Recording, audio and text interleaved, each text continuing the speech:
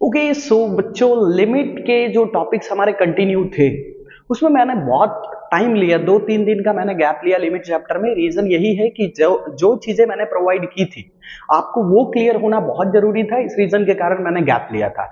ठीक है, चलिए, लिमिट का हर क्वेश्चन आपसे कुछ आपके क्वालिटी का एक अलग डिमांड करेगा, है ना। मतलब आपको बेसिक्स की तरफ खींचने की कोशिश करेगा। जैसे देखिए ना, चलिए ये क्वेश्चन कराने से पहले मैं आपको थोड़ा सा बेसिक्स बताता हूं, उस पर ध्यान दीजिएगा।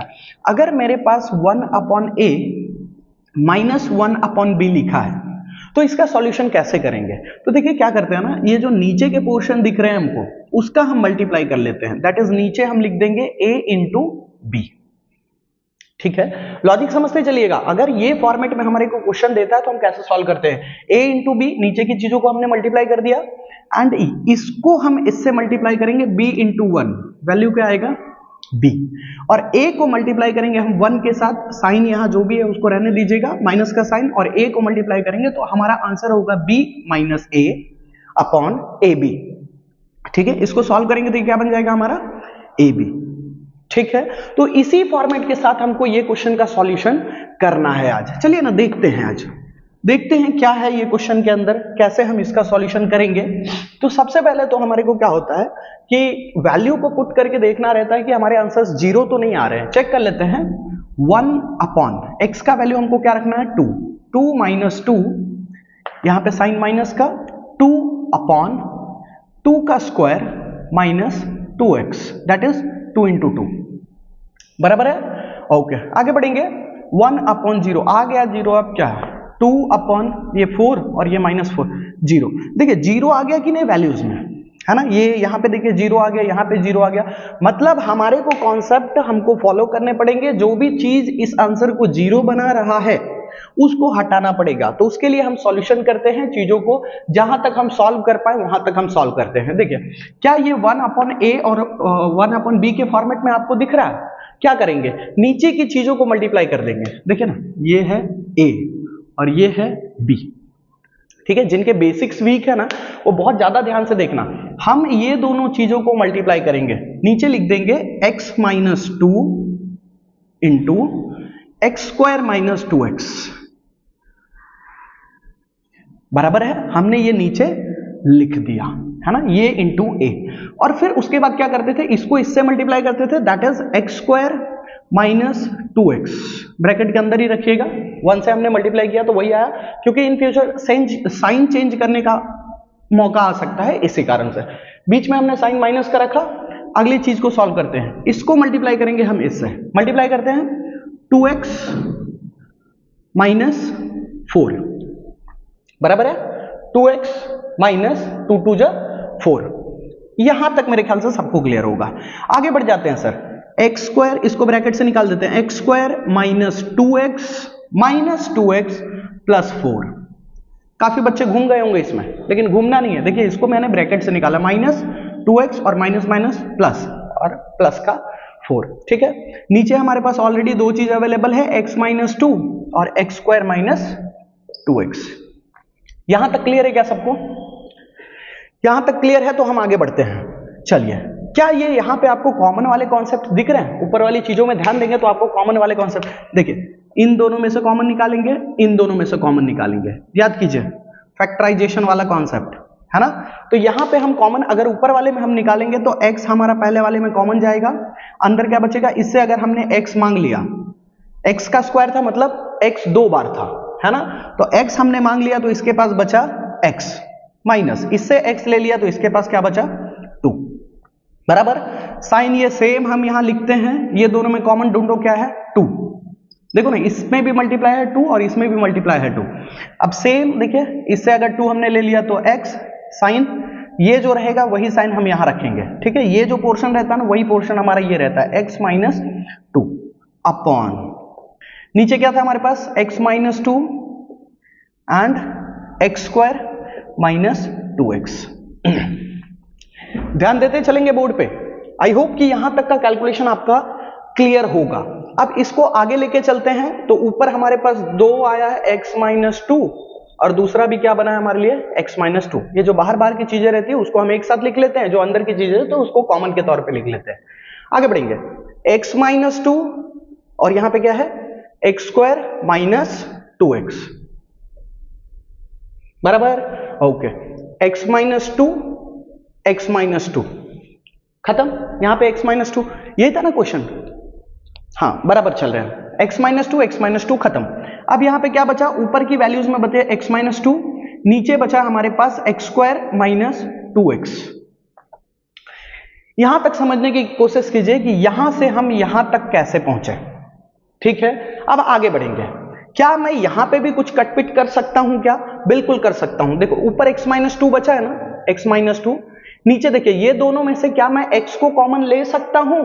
यस ले सकते हैं सर। x को कॉमन लेके तो नीचे बचेगा x माइनस 2, इस पे x बचा और इस पे 2 बचा, x माइनस 2 और x माइनस 2 ये पूरा खत्म। हमारे वैल्यूज बचे हुए अभी 1 अपॉन x, ठीक है। बस अब इसमें आंसर पुट करो, आ जाएगा। Putting the value of x is equal to 2, तो अगर हम x is equal to 2 put करेंगे तो 1 upon x is equal to answer क्या बन जाएगा हमारा 1 अपॉन 2। ध्यान दे लीजिए बहुत अच्छी तरीके से, क्योंकि आपको मैंने बोला कि हर एक क्वेश्चन आपसे एक अलग लेवल का मैथमेटिक्स का डिमांड करेगा। आपका अगर बचपन में बेसिक्स का प्रॉब्लम था तो लिमिट और डिफरेंशिएशन बहुत परेशान करेगा, तो परेशान करेगा तो परेशानी को छोड़ना नहीं है, उसको प्रैक्टिस करना है कि क्या गलती रहा मेरे से, है ना। चलो इसका स्क्रीनशॉट ले लो, बढ़ेंगे अगले इलस्ट्रेशन नंबर 17 की तरफ। चलिए बोर्ड पे ध्यान देंगे, इलस्ट्रेशन नंबर 17, ये जो हमारा 17 इलस्ट्रेशन है ये हमसे क्या डिमांड कर रहा है, कौन से बेसिक्स का डिमांड कर रहा है ना। चलिए सॉल्व करते हैं। पहले तो आपको जीरो ये x का वैल्यू रख के आपको पुट करके चेक करना रहेगा। जब जीरो आ जाता है तब हमारे को कैलकुलेशन बढ़ाना पड़ता है। देख लेते हैं, 1 upon 0, 2 into 0 plus 3 upon 3 into 0 minus 5 plus 3 upon 5। बराबर चल रहा है कॉन्सेप्ट, ओके। चलिए ये 1 अपॉन 0 मतलब वैल्यू क्या हो गया 0, ठीक है। अब इसके अंदर कुछ भी आएगा सॉल्यूशन करके, मान लीजिए ये वैल्यू आया a, तो उसको अगर 0 से मल्टीप्लाई करोगे ना तो आंसर हमेशा क्या आएगा 0। बात समझ में आ रहा है। जब यही 0 आ गया तो 0 को बाद में पूरे ब्रैकेट से मल्टीप्लाई करोगे तो 0 ही आना है ना। जैसे मेरा 9 भी आंसर आया तो 9 इंटू 0 कितना होता है 0, है ना। तो 0 आ गया तो इसका मतलब हमको क्या करना पड़ेगा, इसका पूरा सॉल्यूशन करना पड़ेगा। और बोर्ड के एग्जाम में आपको सॉल्यूशन वाले ही केस देते हैं एग्जामिनेशन में, ठीक है। चलिए शुरू करते हैं, क्वेश्चन जो भी है उसको अपन सॉल्व करते हैं। 1 अपॉन x, अंदर की चीजों को पहले सॉल्व कर लेते हैं। अच्छा सर सॉल्यूशन का तरीका मैंने अभी आपको बताया था, क्या बताया था, पहले नीचे वाली चीजों को मल्टीप्लाई कर लेने का, ठीक है। ये जो नीचे नीचे है 1 अपॉन a और 1 अपॉन b करके अपन किए थे ना, तो ये दोनों मल्टीप्लाई हो जाएगा। लिखता हूं मैं 5 इंटू 3x माइनस 5 बराबर, ऊपर की चीजों को क्या करते हैं सर, तो इसको इससे मल्टीप्लाई करते हैं। 5 2 ज 10x प्लस 5 3 ज 15 बराबर है यहां तक ओके। आगे बढ़ेंगे, बीच में साइन किसका है, प्लस का। दूसरा ब्रैकेट चालू होगा हमारा 3 3 ज 9, 9x माइनस 15 ब्रैकेट क्लोज। ध्यान दीजिए, चेक कर लेता हूं आपको दिख रहा है या नहीं दिख रहा है। यस बिल्कुल भी दिख रहा है। चलिए आगे बढ़ेंगे, ये हमारा पहला स्टेप क्लियर हो गया। अब आते हैं दूसरे स्टेप पे, 1 अपॉन x। ये पूरे होल ब्रैकेट जो बड़े ब्रैकेट हैं उसको पहले मत करना, पहले जितने भी अंदर की चीजें हैं उसको सॉल्व कर लेना, उसके बाद लास्ट में इसको छेड़छाड़ करेंगे, ठीक है। चलिए इसको ब्रैकेट से निकालते हैं, तो ऊपर क्या हो जाएगा 10x plus 15 plus 9x plus minus minus minus 15, ऊपर ये सारे वैल्यूज हैं। नीचे क्या है हमारे पास, तो 5 3 ज 15x 5 5 ज 25 देखते चलिए सब ध्यान से, है ना, 15x और माइनस 25। अगले स्टेप पे बढ़ेंगे, 1 अपॉन x, ऊपर का सॉल्व करते हैं 10x प्लस, अच्छा ये 15 से 15 पूरी तरीके से खत्म, हाँ 15 प्लस में था 15 माइनस में था, खत्म हो गया। यहां पे क्या बचा हमारे पास, तो यहां पे बचा हमारे पास 19x अपॉन, नीचे क्या बचा है हमारे पास 15x माइनस 25। यहां तक क्लियर है मेरे ख्याल से आप सभी को, ठीक है। अच्छा चलिए, ये मल्टीप्लाई के कॉन्सेप्ट में है तो x नीचे और x ऊपर काट सकते हैं ना, है ना, ये मल्टीप्लाई में इस x को नहीं काट सकते हो क्योंकि इसके साथ माइनस का साइन करके दूसरा भी वैल्यू है, लेकिन ये x तो कट सकता है ना। तो हमारे पास वैल्यूज क्या क्या बचे सर, हमारे पास वैल्यू बचा 19 अपॉन 15x माइनस 25। ठीक है, अब इसमें से कुछ कट नहीं रहा है तो अब जीरो का वैल्यू डालिए, आपका आंसर आ जाएगा। इज इक्वल टू करते हैं 19 upon 15x, that is 15 into 0 minus 25। ठीक है, 19, ये क्या बन गया हमारा 0 माइनस 25, मतलब हमारा आंसर हो जाएगा 19 अपॉन 25 और आंसर आएगा हमारा माइनस में।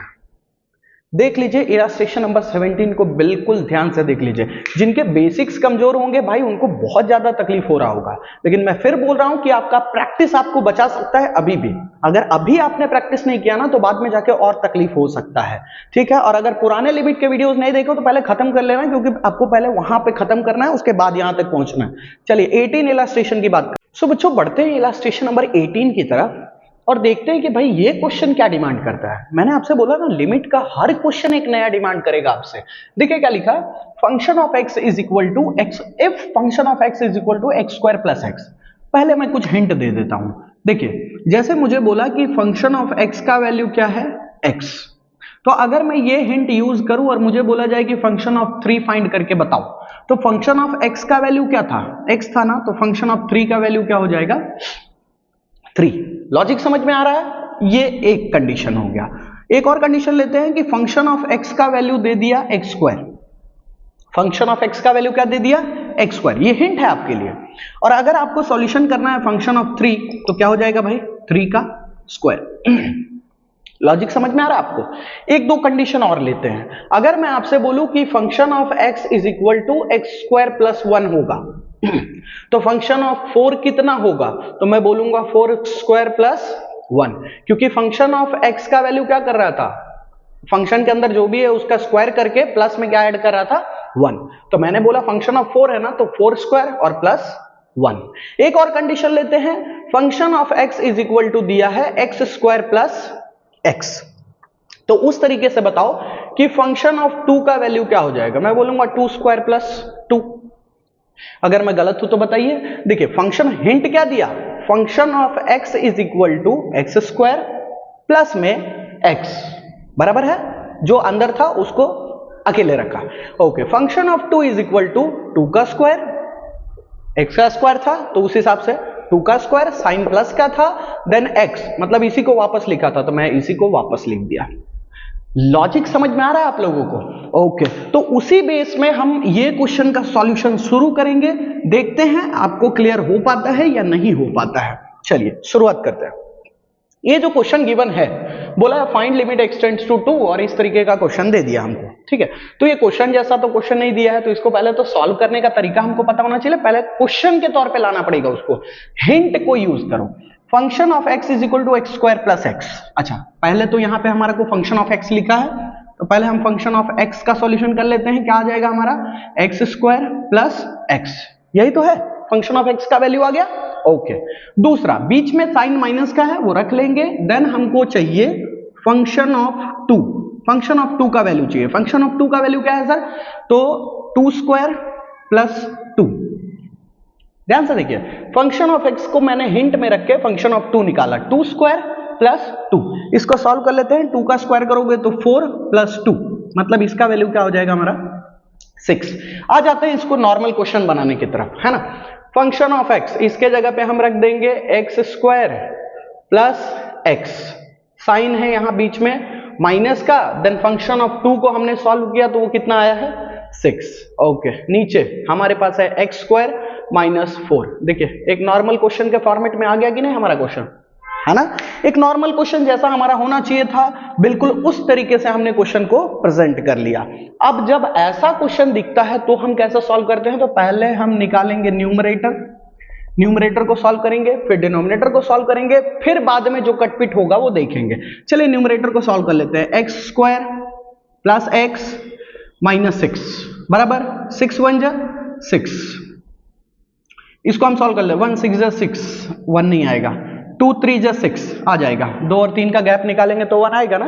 ओके, चलिए x square 2x 3x -6। Factorisation निकालना हमने पिछले भी पार्ट्स में हमने सीख लिए हैं, है ना, तो यहां पे मैं ज्यादा टाइम नहीं दूंगा। ये प्लस का साइन है तो बड़े के साथ रखिए, यहां पे माइनस, कॉमन निकालिए ये दोनों में से x, इसके पास क्या बचा x और इसके पास क्या बचा -2, बराबर।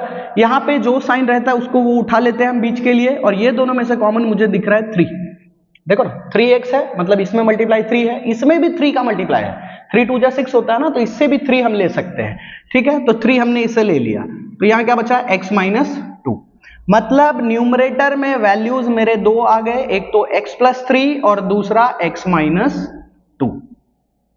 क्लियर है यहां तक कॉन्सेप्ट? अब आते हैं डिनोमिनेटर का। डिनोमिनेटर का सॉल्यूशन करेंगे सर। डिनोमिनेटर का सॉल्यूशन, डिनोमिनेटर में क्या है हमारे पास, x² -4।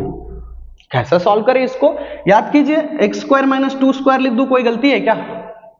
4² मत लिख देना, तो 16 हो जाएगा, है ना। x² -2², मैंने 4 के जगह पे क्या कर दिया, 2²। देखो ना, a² -b² के फॉर्मेट में आ गया ना। और रूल है कि a² -b² का मतलब होता है a + b into a - b। Numerator का वैल्यू आ गया, डिनोमिनेटर का वैल्यू आ गया। अब सॉल्यूशन कर लेते हैं भाई। न्यूमरेटर को ऊपर रखो, न्यूमरेटर का जो भी वैल्यू आया ऊपर रखो, x +3 और x -2। डिनोमिनेटर को सॉल्व करते हैं, x +2 x -2। यही देखिए वैल्यू को 0 कर दे रहा था, तो इसको अपन ने कट कर दिया। अब कट किया तो हमारे पास वैल्यू बचा x +3 और नीचे बचा x +2। वैल्यूज पुट करो, x का वैल्यू क्या था 2, 2 + 3 और नीचे 2 + 2, आंसर हो जाएगा हमारा 5/4। ये आ गया हमारा इलस्ट्रेशन नंबर 18 का आंसर। ठीक है, इलस्ट्रेशन नंबर 19 से हम अगले वीडियो में कंटिन्यू करेंगे। फिलहाल ये वीडियो में जितनी भी चीजें थी उसको अच्छी तरीके से आप समझ लीजिए तब तक।